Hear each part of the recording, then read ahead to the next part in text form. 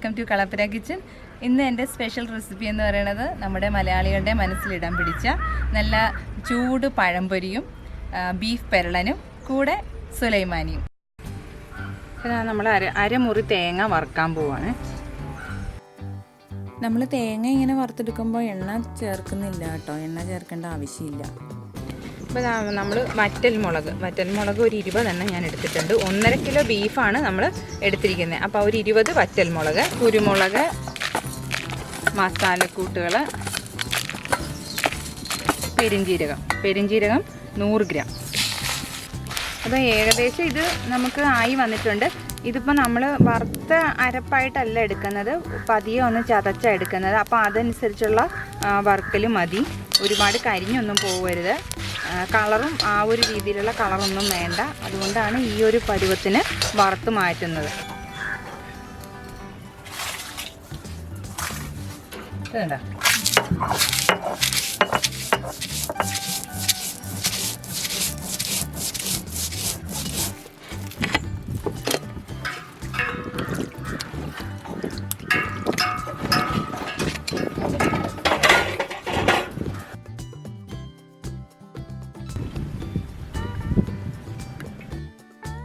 ഒരു 4 onion slice ചെയ്ത് കനം കുറച്ച് സ്ലൈസ് ചെയ്ത് അരിഞ്ഞെടുത്തിട്ടുള്ളത് ഇട്ട് കൊടുക്കുക.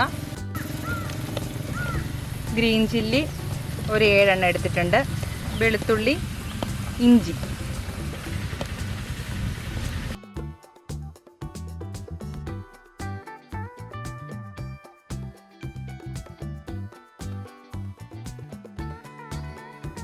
അപ്പോൾ ഇനി നമുക്ക് തക്കാളി ഇട്ട് കൊടുക്കാം.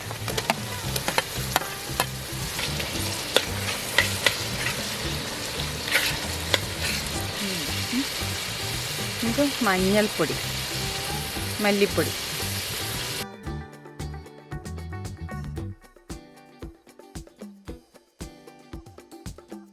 അപ്പം നമുക്കിതാ ബീഫ് 1.5 കിലോ ബീഫാണ്.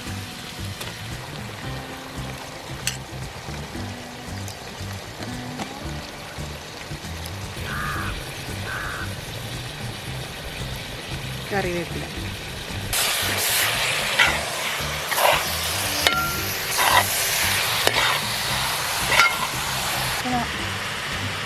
അപ്പം നമുക്ക് വെള്ളം ഒഴിച്ചു കൊടുക്കാം.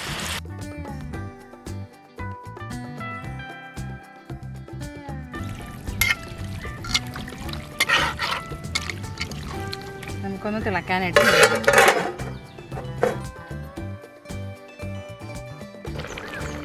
ഇപ്പോൾ കറി നന്നായിട്ട് വെട്ടി തിളച്ചിട്ടുണ്ട്. ഇനിയാണ് ഈ ബീഫ് കറിയിലെ ഒരു പ്രധാന സംഭവം ചെയ്യാൻ പോണത്. ഞാൻ 2 ചിരട്ട വെച്ച് കൊടുക്കുവാണ്.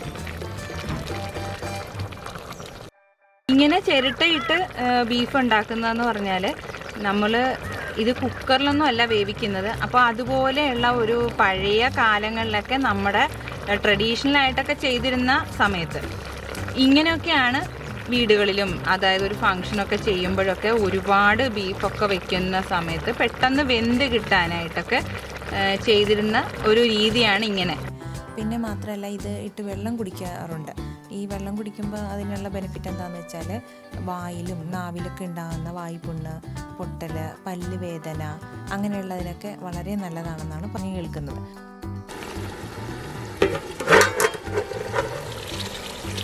കറി റെഡിയായിട്ടുണ്ട്, വെന്ത് വന്നിട്ടുണ്ട്. നമുക്കിനി അരപ്പൊക്കെ ചേർക്കാം.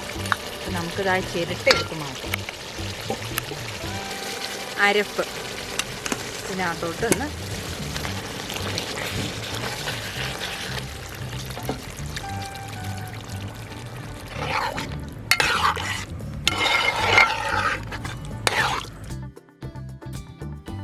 കറി റെഡിയായിട്ടുണ്ട്. ഇതിന് പുറമേ ഒന്ന് ഗാർണിഷ് ചെയ്യാനായിട്ട് കനം കുറച്ചരിഞ്ഞ തേങ്ങാക്കൊത്ത് എണ്ണയിലൊന്ന് വറുത്തെടുക്കാം.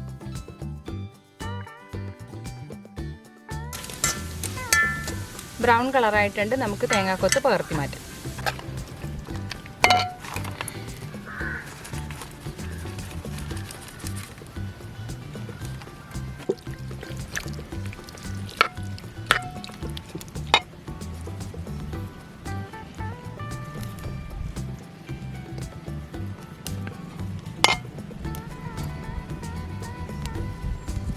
നമ്മൾ ഇപ്പം ഇനി പഴംപൊരി ഉണ്ടാക്കാൻ പോവാണ്. അപ്പോൾ നമുക്ക് പഴം പൊരി ഒന്ന് നനച്ചെടുത്ത് അതിൻ്റെ ബാറ്റർ ഒന്ന് തയ്യാറാക്കാൻ ആവശ്യമായിട്ടുള്ള മൈദാപ്പൊടി, കുറച്ച് അരിപ്പൊടി, എള്ള്, ജീരകം, ഉപ്പ്, മഞ്ഞൾപ്പൊടി.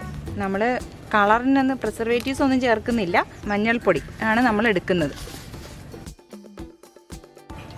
വെള്ളം ഒഴിക്കാം, ഒരു നുള്ളു മഞ്ഞൾപ്പൊടി, ആവശ്യത്തിന് ഉപ്പ്, ജീരകം, ഒരു നുള്ളു ജീരകം, ഒരു നുള്ളു എള്ള്,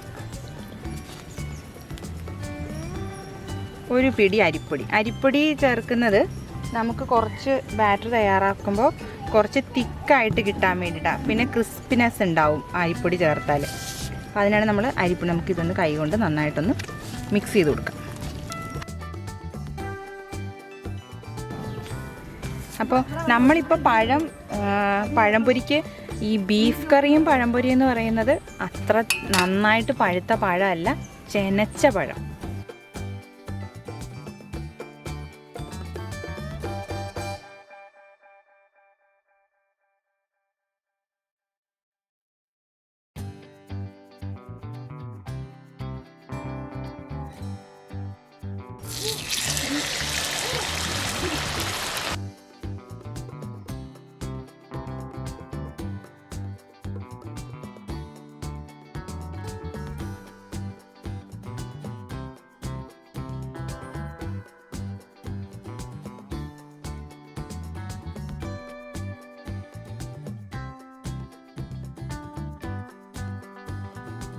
അപ്പോൾ നമ്മളിപ്പോൾ ഈ സുലൈമാനി ഉണ്ടാക്കാൻ പോവുകയാണേ.